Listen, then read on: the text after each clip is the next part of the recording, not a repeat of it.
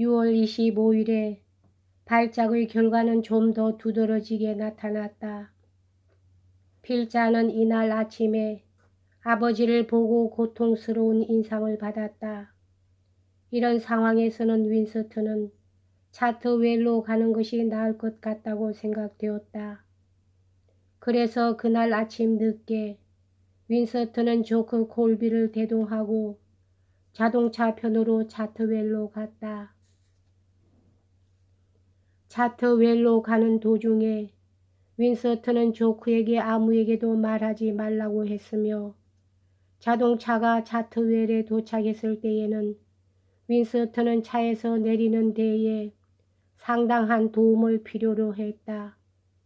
그러나 이것을 호기심을 가지고 바라본 사람들은 아무도 없었다.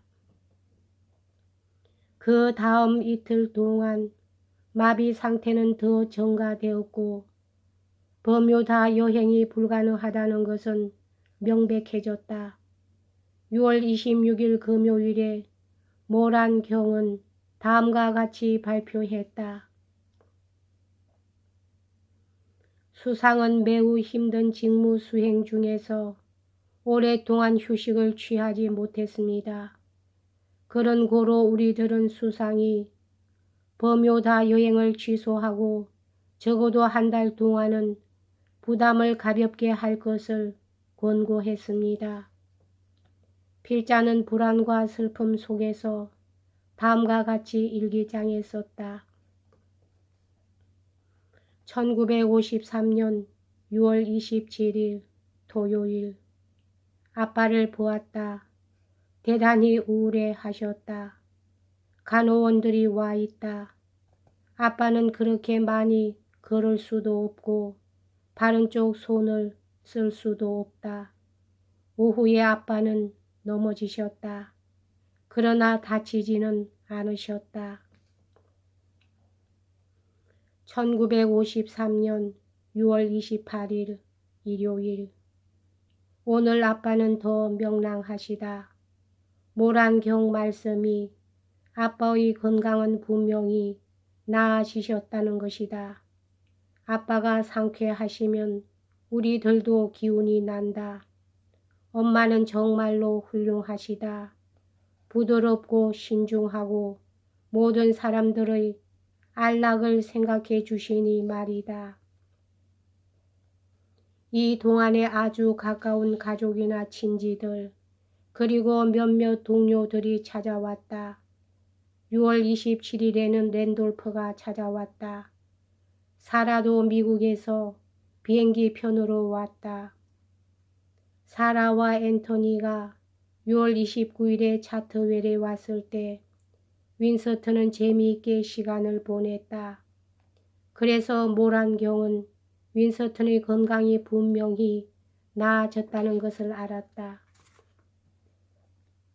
언론과 일반인들은 윈스턴의 휴식의 필요성에 대해 설명을 받아들이는 것 같았고 사라의 귀국과 그리고 7월 1일에 예정된 차트웰의 개방 취소도 아무런 논평도 없이 받아들였다. 하루하루가 흘러감에 따라 윈스턴의 건강 상태는 향상되었다. 윈스턴은 아주 많은 사람들을 접견하고 있으며 신문도 읽고 세상 돌아가는 일들과 연락을 취하고 있는 것으로 세상 사람들은 알고 있었다.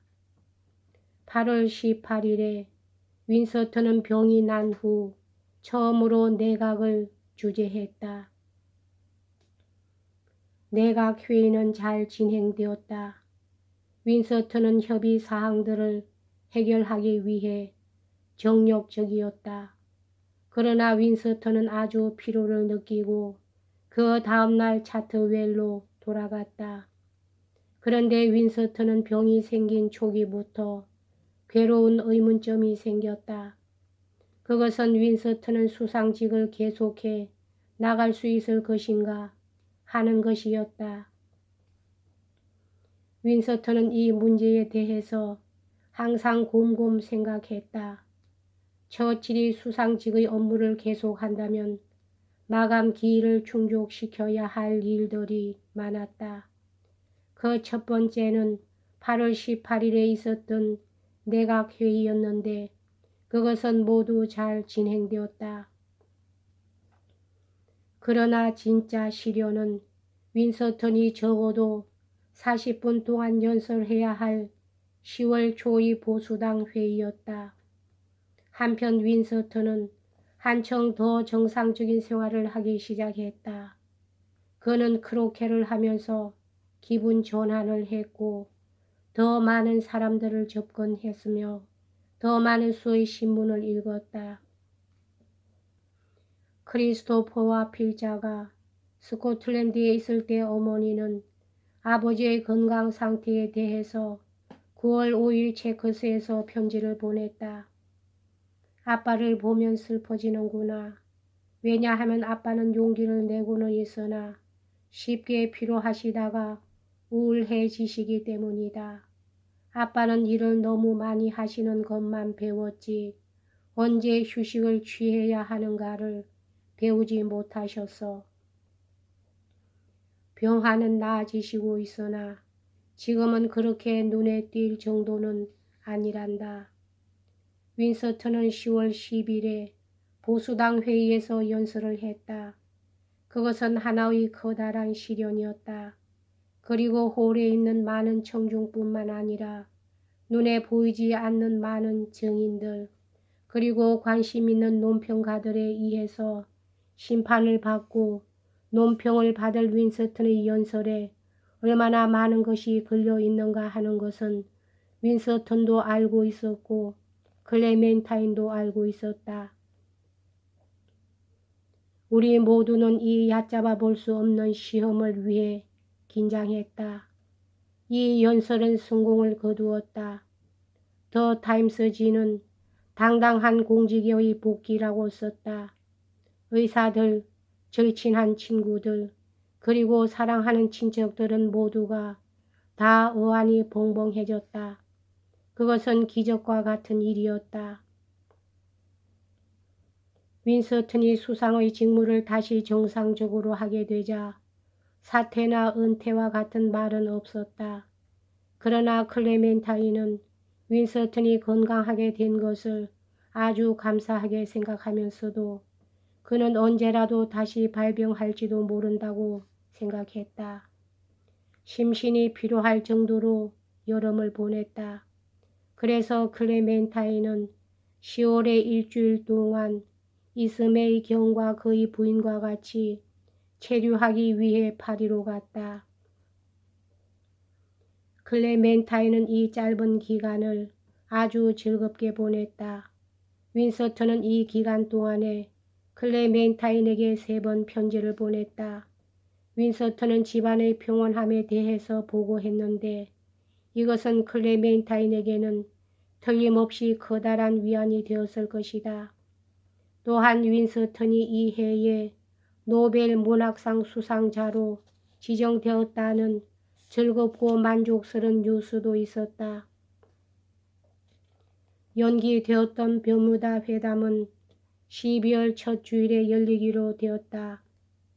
모란경이 윈서턴을 수행했고 크리스토퍼도 윈서턴의 의회 개인 비서로 윈서턴을 수행했다. 유감스럽게도 이 회담 날짜는 12월 초 스톡홀름에서 거행되는 노벨상 수상식 날짜와 일치했다.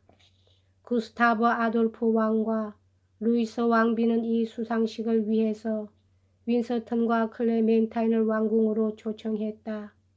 그런데 노벨상을 당사자가 받지 못하면 그 노벨상 수상자의 대사가 그 수상자를 대신해서 받는 것이 관례로 되어 있었다. 그래서 클레멘타인이 윈서턴 대신에 노벨상을 받도록 초청받았다는 것은 예외적이면서 주목할 만한 영광이었다. 국왕은 필자가 어머니를 수행할 수 있도록 클레멘타인에 대한 초청을 갱신했다. 이렇게 해서 우리들은 스톡홀름에서 잊을 수 없는 나흘을 보내게 되었다. 스웨덴 국민들은 윈스턴이 스톡홀름에 올 수 없었던 것에 대해 실망했으나 왜 올 수 없는가에 대해서는 충분히 이해하고 있었다. 클레멘타인은 12월 8일 도착했다. 클레멘타인은 윈스턴 대신 왔으나 자기 나름대로 갈채와 환영을 받았다. 스톡홀름에서 클레멘타인의 첫 번째 약속은 신문 기자들을 위해서 영국 대사가 베풀어준 파티였다. 이 파티에서 클레멘타인은 대성공을 거두었다. 클레멘타인의 자연스러운 태도, 친절함, 그리고 외모 등이 이번 방문을 처음부터 성공적인 것으로 만들었다. 그래서 스웨덴 언론은 클레멘타인의 언행과 복장에 관한 것에 대해서 세부적인 주의를 기울였다. 궁전에 머무는 것은 즐거운 일이었다. 구스타브 아돌프 국왕과 클레멘타인은 아주 사이좋게 지냈다. 여기까지 하겠습니다.